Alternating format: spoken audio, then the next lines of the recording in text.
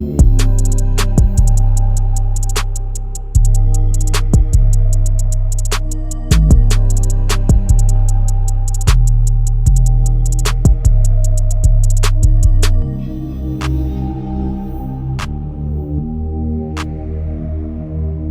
back to the Team to Beat Miami Heat podcast, your one-stop shop for daily Miami Heat content. My name is Amir. So it's Sunday. The Niners are about to play. I'm a big Niner fan as well as a Miami Heat fan.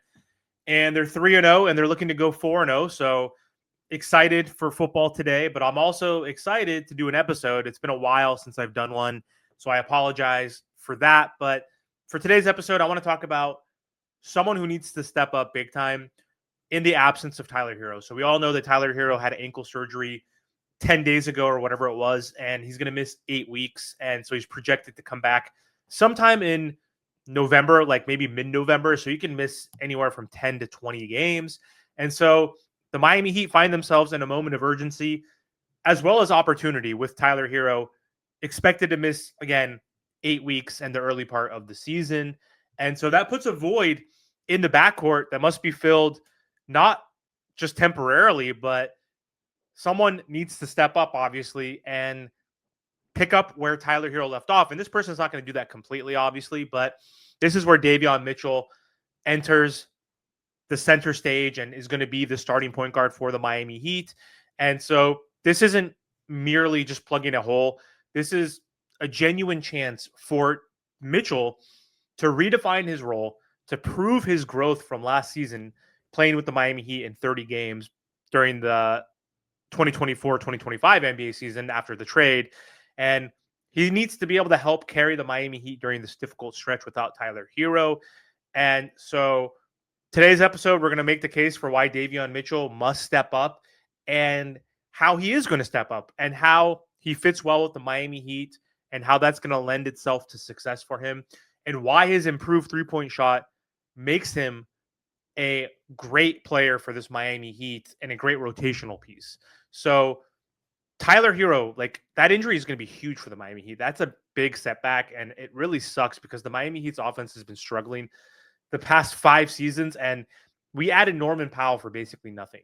And the prospects and the thoughts of having Tyler Herro playing with Norman Powell, whether they were starting together or not, they were going to play together a lot and probably close games together. And adding a 22-point per game scorer next to Tyler Herro was going to alleviate one of the biggest issues with the Miami Heat this season was scoring and someone else who can actually create for themselves. And Tyler Herro is one of the few players on this team that can create his own shot. And he basically was the engine of the Miami Heat last season with career highs in scoring at almost 24 points per game, career highs in 5.5 assists per game. So he was not only someone who scored for us, but he was a playmaker. And his absence means that the Miami Heat must redistribute creation, spacing, and the gravity that he had on the offensive end across the roster. And so Norman Powell has to fill those shoes. So he's going to fill those shoes as now the Miami Heat's primary scorer. And he's brand new. Like he has not played with the Miami Heat yet. So we don't know if he's able to do that. I'm assuming he is going to be able to do that, but that means he's going to get more touches, more usage, and he's going to establish himself again as that primary option with Tyler Herro out. But that's like half the picture. Someone still has to bring continuity, pace, defense, playmaking, and that's got to be Davion Mitchell. Like, so he's got to fulfill some of the things that Norman Powell can't fulfill really, because he's going to be our primary shooting guard and scorer. And so Davion, though, across 30 games with the Miami Heat last season, hit 44% from three on 3.1 attempts per game.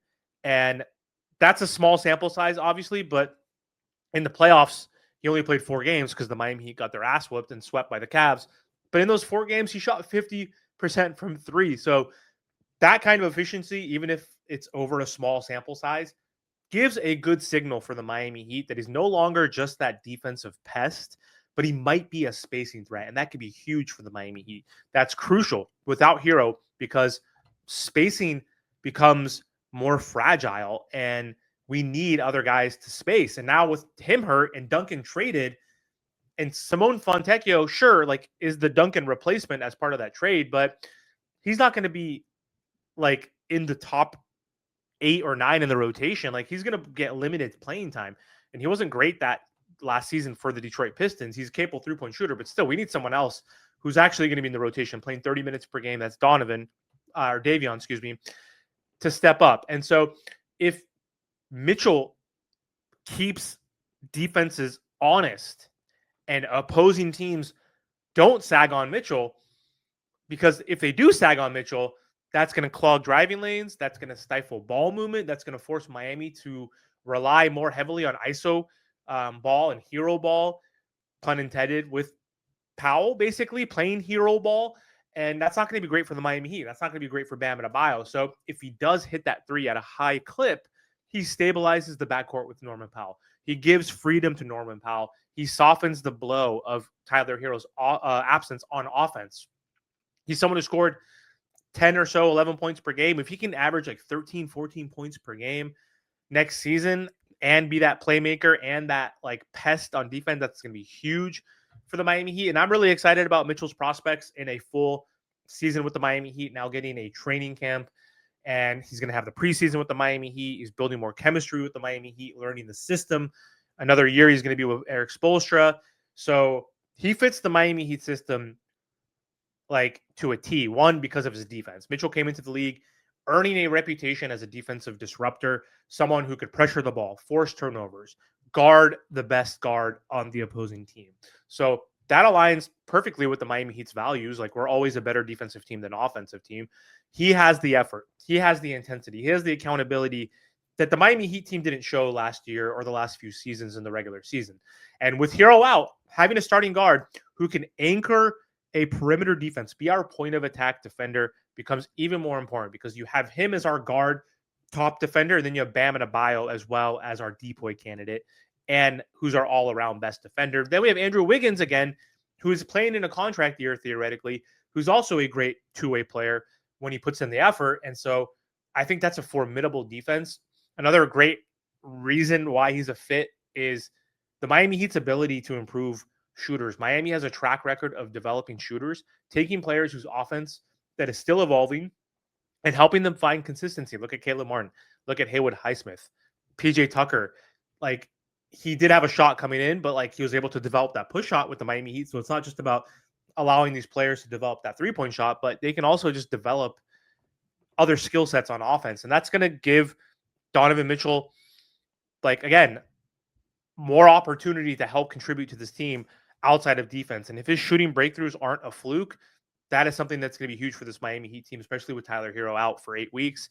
He's been working on this game offseason, but obviously every NBA player hopefully is trying to improve during the offseason, but he's improving his shooting mechanics. He's more confident in his abilities. He said he wants to play for the Miami Heat, obviously, and he got that contract extension. So he's excited. He's bought in. And this is why this stretch is going to be vital for him in the beginning of the year. If he can sustain like even 35 to 38% from three with similar volume, 3.13 shots per game, I hope he could shoot maybe 5. So increase that volume. But he becomes an entirely different piece for this Miami Heat team. He becomes a true floor spacer. He also alleviates pressure on Powell and Bam and everyone else, so they can't snag off of him. So defenders can't simply shade him and stay in the paint and collapse on drives. Like, they have to stay and face guard him, which would be huge for the Miami Heat. So that's something I'm excited for. And that's going to be a huge way for the Miami Heat to stay afloat while Tyler Herro is injured. But there are risks, obviously, with Davion Mitchell, because there's no guarantee that he's going to continue to shoot at this high rate and clip. And so, again, the arguments are that this was a small sample size. The 44.7% three-point shooting came from only 3 games. So he's still unproven if he can do that consistently.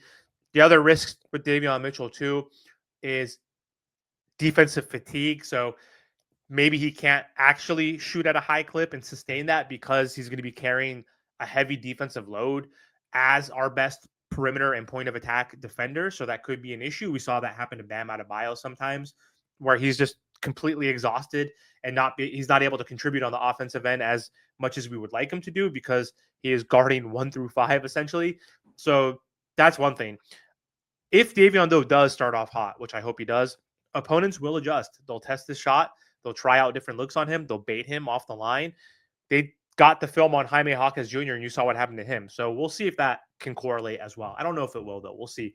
There could be chemistry issues that maybe him and Powell don't click, but I don't think that's going to be the case. But either way, I am optimistic. I think that he's going to hold down the fort until Tyler Herro comes back, and he's going to gain confidence, and he's going to be the floor general that we need, the point of attack defender that we need. And I think he's going to be a good fit next to Norman Powell because he's not someone who needs the ball in his hands.